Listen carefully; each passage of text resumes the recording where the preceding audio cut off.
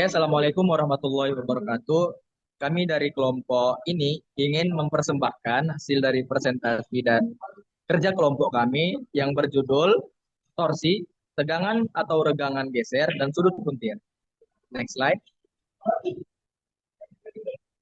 Nah, selanjutnya di sini ada kelompok kami yang pertama dengan saya sendiri dengan nama Muhammad Zidan Al-Farid yang bernimnya 81. Selanjutnya, Saya Ginaza Putri dengan NIM 91. Saya Muhammad Nur Hidayat Al-Fakih dengan NIM 70. Saya Bella Maharani Putri dengan NIM 69.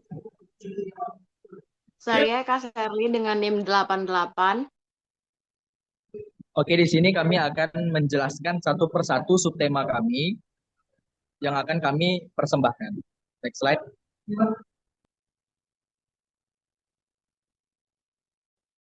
Oke, baik. Untuk materi yang pertama yaitu torsi.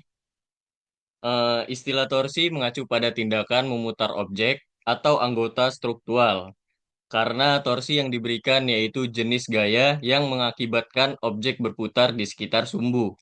Dalam fisika, torsi dianggap sebagai tindakan struktural penting yang meningkatkan kekuatan geser objek.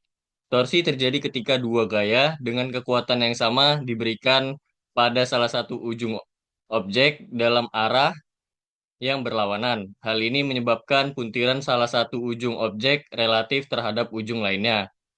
Untuk konsep torsi sendiri yaitu seperti tuas. Oke, baik. Selanjutnya saya akan menjelaskan materi tentang sudut puntir. Sudut puntiran dapat didefinisikan sebagai deformasi sudut pada suatu objek akibat beberapa torsi puntiran.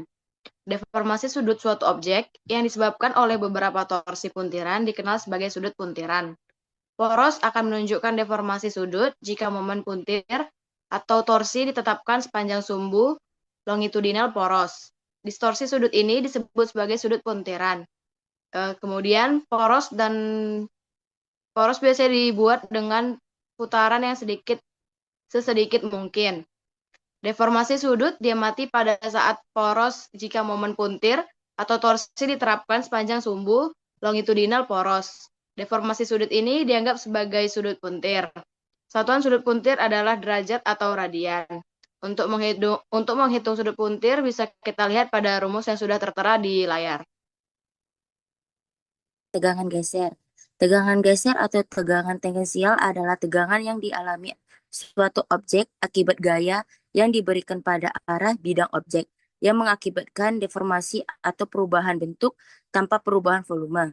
Deformasi yang disebabkan torsi pada pengaruh volume objek ini disebut geseran torsi.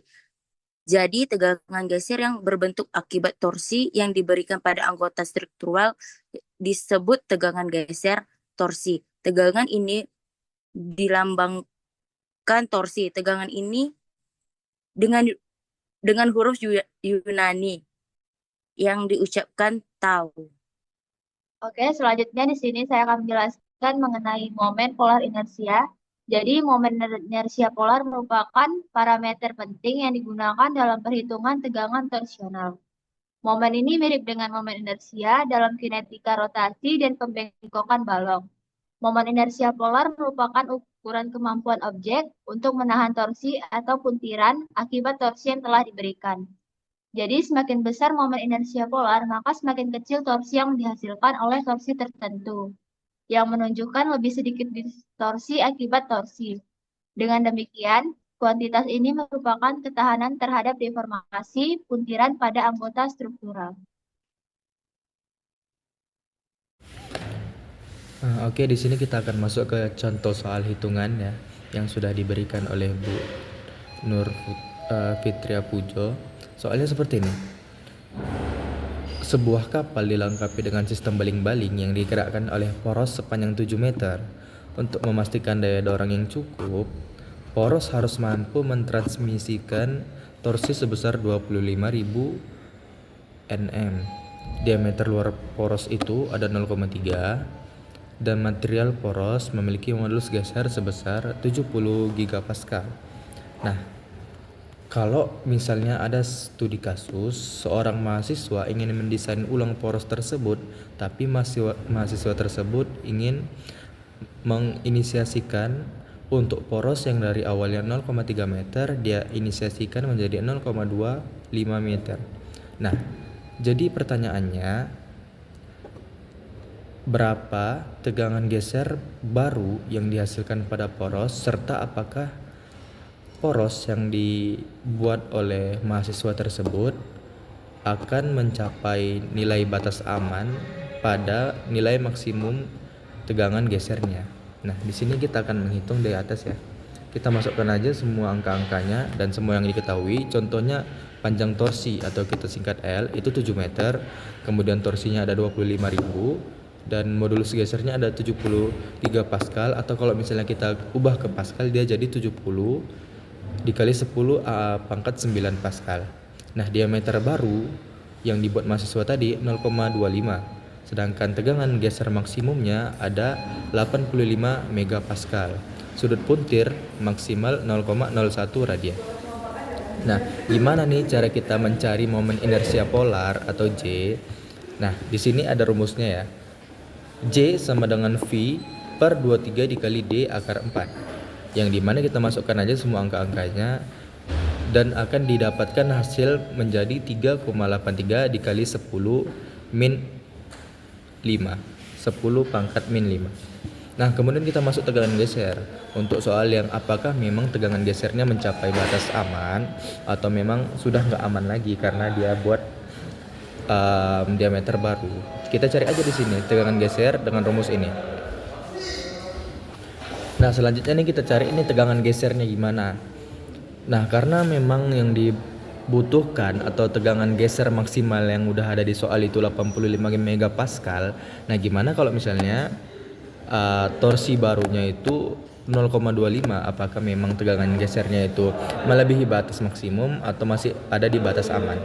Nah, ini soalnya dan selanjutnya ini rumusnya. Nah, rumusnya itu T kali R per J.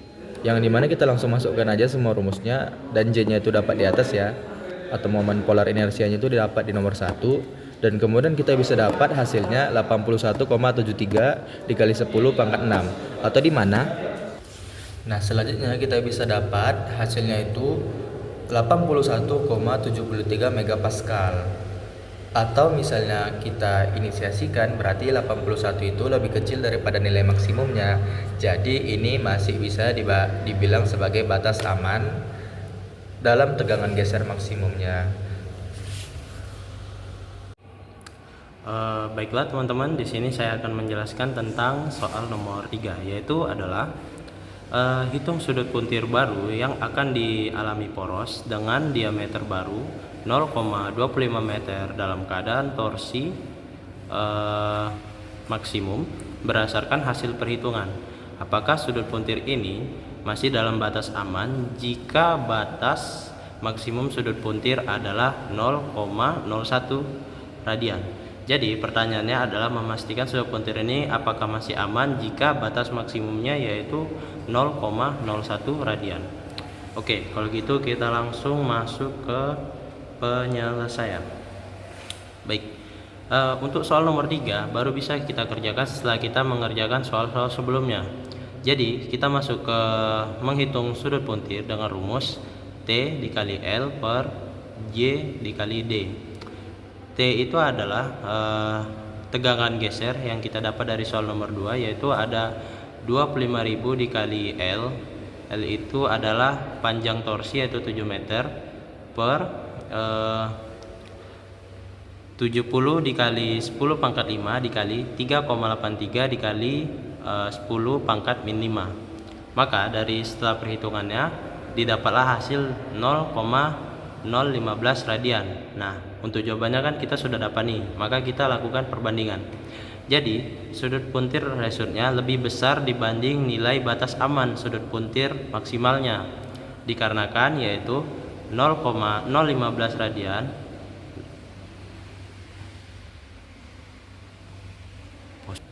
ya, jadi 0,015 radian itu lebih besar dari 0,01 radian.